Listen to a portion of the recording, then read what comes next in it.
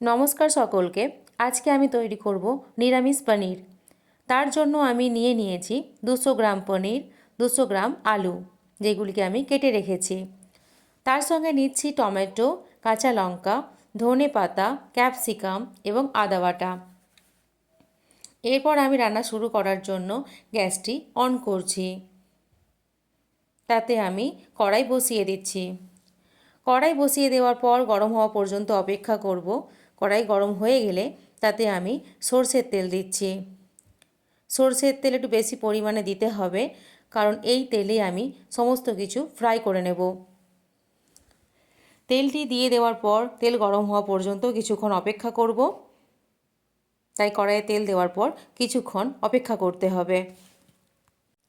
তেল দিয়ে দেওয়ার পর কিছুক্ষণ আমি অপেক্ষা করছি।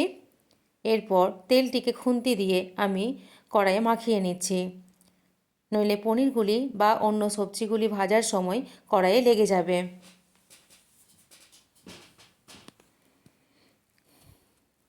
এরপর তেলটি ভালো করে গরম হয়ে গেলে তারপর আমি এতে সমস্ত কিছু ফ্রাই করে নেব। তাই কিছুক্ষণ তেল গরম হওয়া পর্যন্ত অপেক্ষা করছি। তেল গরম হওয়া পর্যন্ত আমি একটি মিশ্রণ তৈরি করে নেব। তার জন্য একটি পাত্রে আমি নিয়ে নিয়েছি একটু জল। তার সঙ্গে আমি দিয়ে দিচ্ছি 1 চামচ হলুদ গুঁড়ো,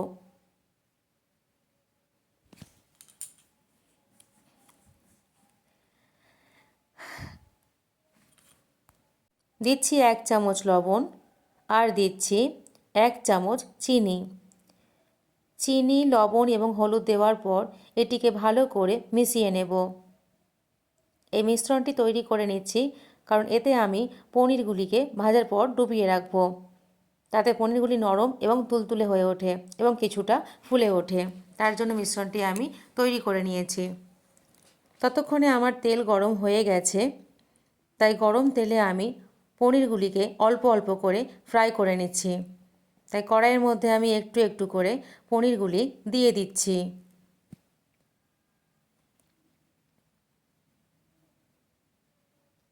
পনিরগুলি এইভাবে আমি কড়াইয়ে দিয়ে দেব। পনির ফ্রাই করার সময় একটু সাবধানে ফ্রাই করতে হবে, নইলে পনিরগুলি ভেঙে যাওয়ার সম্ভাবনা থাকে। তাই খুন্তি দিয়ে এভাবে সাবধানে নাড়াচাড়া করতে করতে ফ্রাই করতে হবে। পনির ফ্রাই করার সময় খেয়াল করতে হবে যতক্ষণ পর্যন্ত আর পনিরের মধ্যে লাল ভাবটি আসছে ততক্ষণ ফ্রাই করতে হবে। পনিরের মধ্যে লাল ভাবটি চলে এলে তার মানে বুঝতে হবে পনির ফ্রাই হয়ে গেছে। এইভাবে কিছুক্ষণ আমাকে ফ্রাই করে নিতে হবে পনিরগুলিকে। দেখুন লাল ভাবটি চলে এসছে, অর্থাৎ পনিরগুলি ফ্রাই হয়ে গেছে। এরপর এই পনিরগুলিকে আমি ভালো করে, যেহেতু ফ্রাই হয়ে গেছে, একটি পাত্রে তুলে রাখছি। পনিরগুলিকে আমি অল্প অল্প করে এইভাবে তুলে নিচ্ছি।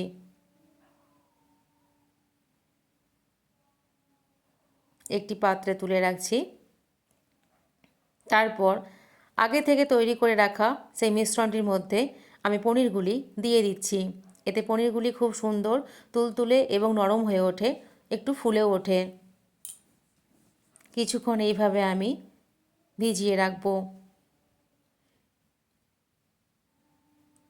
ততক্ষণে আমি কড়াইয়ে বাকি তেলটির মধ্যে আলুগুলিকে ফ্রাই করে নিচ্ছি, যেইগুলি আমি আগে থেকে কেটে রেখেছিলাম। এইভাবে কড়াইয়ে একটু একটু করে আমি আলুগুলি দিয়ে দিচ্ছি। তার জন্য গ্যাসের ফ্লেমটি একটু আমি বাড়িয়ে দিয়েছি। খুন্তি দিয়ে এভাবে নাড়াচাড়া করতে করতে আলুগুলিকে ফ্রাই করে নেব। যতক্ষণ পর্যন্ত আলুগুলির মধ্যে একটু লাল ভাব আসছে ততক্ষণ পর্যন্ত আমি এইভাবে ফ্রাই করতে থাকব।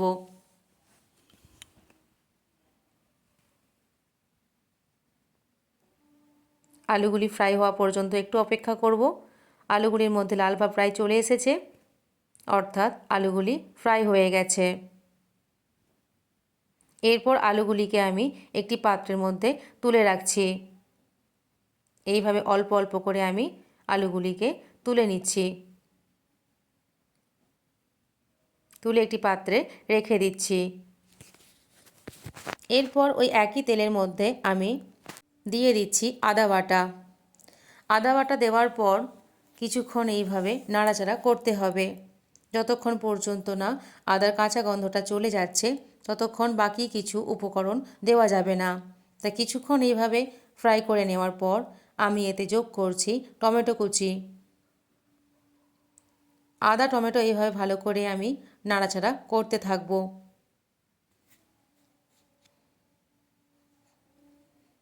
এইভাবে কিছুক্ষণ নাড়াচাড়া করে নেব আমি। তারপর এতে আমি আস্তে আস্তে বাকি উপকরণ যোগ করব। দিয়ে দিচ্ছি ক্যাপসিকাম কুচি, যেগুলি আমি আগে থেকে কেটে রেখেছিলাম। টমেটো, আদা এবং ক্যাপসিকাম দিয়ে দিয়েছি। তারপর দিচ্ছি এর সঙ্গে কাঁচা লঙ্কা, যেগুলি আগে থেকে এইভাবে কেটে রেখেছিলাম। এরপর এতে আমি অল্প অল্প করে মশলা যোগ করছি। দিচ্ছি 1.5 চামচ হলুদ গুঁড়ো, 1 চামচ জিরে গুঁড়ো, আর দিচ্ছি 2 চামচ সরিষার গুঁড়ো অর্থাৎ সর্ষের গুঁড়ো। দিচ্ছি একটু ধনে গুঁড়ো,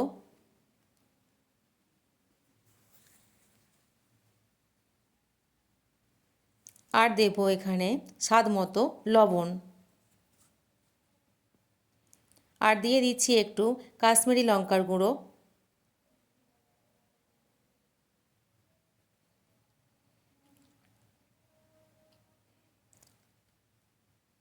দিয়ে দিচ্ছি একটু শাহি পনির মশলা। এইভাবে মশলা দিয়ে দেওয়ার পর সমস্ত উপকরণ এইভাবে আমি খুন্তি দিয়ে ভালো করে মিশিয়ে নেব, যাতে করে মশলাগুলি একে অপরের সঙ্গে ভালো করে মিশে যায়। খুন্তি দিয়ে বেশ কিছুক্ষণ ধরে এইভাবে নাড়াচাড়া করে নেব,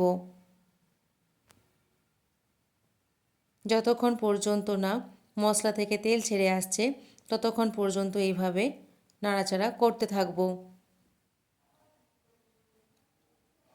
তারপর আমি এর সঙ্গে দিয়ে দিচ্ছি ধনেপাতা কুচি।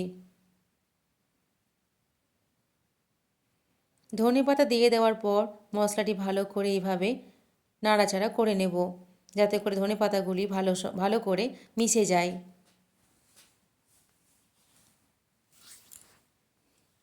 তারপর আমি দিয়ে দিচ্ছি এর সঙ্গে একটু টমেটো সস। টমেটো সস পনিরে ব্যবহার করলে তার স্বাদ অনেক গুণ বেড়ে যায়। তাই আপনারাও এটি ব্যবহার করতে পারেন, না চাইলে নাও ব্যবহার করতে পারেন। সস দিয়ে দেওয়ার পর এভাবে আমি খুন্তি দিয়ে ভালো করে একই রকমভাবে মিশিয়ে নিচ্ছি। নাড়াচাড়া করতে করতে এইভাবে ভালো করে মিশিয়ে নিচ্ছি।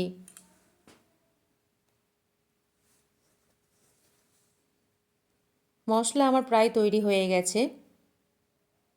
এরপর এই মশলা তৈরি হয়ে যাওয়ার পর এতে আমি আগে থেকে ভেজে রাখা আলুগুলি যোগ করছি। প্রথমে আলুগুলি এখানে আমি যোগ করব। আলু দিয়ে দেওয়ার পর মশলার সঙ্গে ভালো করে একটু মিশিয়ে নিতে হবে।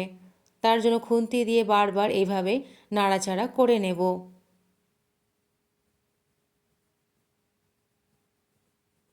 খুন্তি দিয়ে এভাবে ভালো করে মিশিয়ে নেব, যাতে করে মশলা আলুর সঙ্গে ভালো করে মিশে যায়। কিছুক্ষণ নাড়াচাড়া করার পর এতে আমি আগে থেকে ভিজিয়ে রাখা পনিরগুলো, অর্থাৎ যে মিশ্রণের মধ্যে পনিরগুলো ভিজিয়ে রেখেছিলাম সেই পনিরগুলো আমি এখানে যোগ করছি, যেগুলি আমি ভেজে মিশ্রণের মধ্যে ডুবিয়ে রেখেছিলাম, যাতে পনিরটি একটু ফুলে ওঠে এবং নরম ও তুলতুলে হয়ে যায়। সেই পনিরটি আমি এখানে যোগ করেছি। আলু, পনির এবং মশলা নাড়াচাড়া করতে থাকবো, যাতে করে ভালো করে মিশে যায় মশলার সঙ্গে। এরপর এতে আমি জল যোগ করছি। আমি এখানে সেই জলটি ব্যবহার করেছি যেই জলের মধ্যে আমি পনির জলটি ব্যবহার করেছি, যেই জলটিতে আমি পনির ভিজিয়ে রেখেছিলাম। তারপর আমি এখানে ব্যবহার করেছি। ঢেকে রাখছি। এরপর একটি পাত্র দিয়ে আমি কিছুক্ষণ সেদ্ধ করার জন্য অপেক্ষা করব। সেদ্ধ করে নেব। 12 থেকে 15 মিনিট পর সেদ্ধ করে নেওয়ার পর তাই 12 থেকে 15 মিনিট পর আমি এখানে ফিরে আসছি। এরপর দেখব আলুগুলি সেদ্ধ হয়েছে কিনা একটু চেক করে নেব। আলুগুলি খুব ভালো করে এখানে সেদ্ধ হয়ে গেছে, অর্থাৎ আর সেদ্ধ করার প্রয়োজন নেই। অবস্থায় একটি পাত্রে আমি ঢেলে রাখছি। তারপর আমি কড়াই বসিয়ে দিয়েছি। এই কড়াইয়ে আমি একটু তেল যোগ করছি।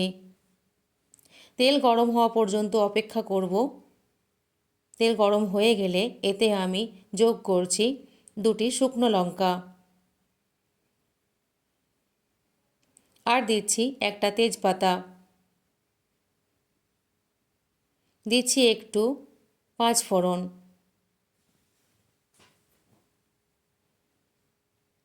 এটিকে খুন্তি দিয়ে একটু নাড়াচাড়া করে নেব। যখন এর মধ্যে লাল ভাবটি চলে আসবে তখন আমি এর সঙ্গে যোগ করছি একটু হিং,